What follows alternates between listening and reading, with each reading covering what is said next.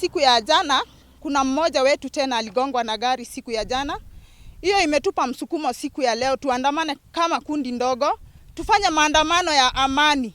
Tunalilia serikali sana iweze kutusaidia katika barabara hii.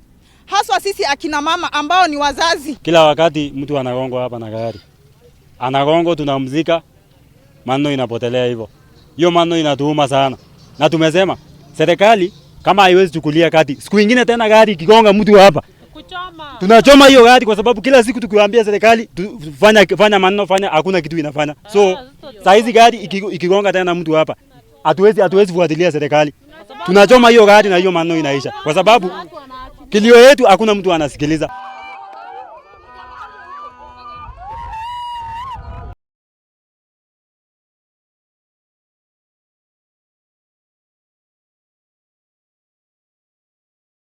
Hata kijana ile aliuliwa jana ni mtoto yangu na hako na watoto. Hata ile tulifika tena Disemba ni mtoto yangu. Sasa sisi kilio yetu sisi tutafanyia nini?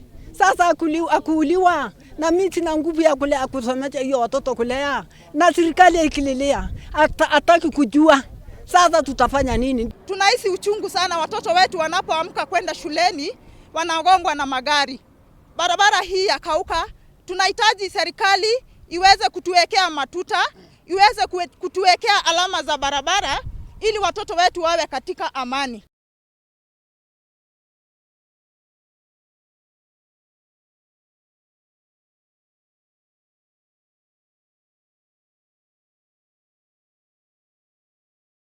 Ile kijana tulisika Desemba na hii anaita mimi chocho. Ni watoto wa watoto yangu.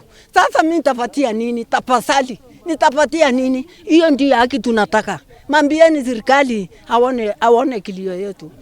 Hata hii barabara iweko ile kitu. Hiyo tu, hiyo watoto mimi nataka serikali asaidie.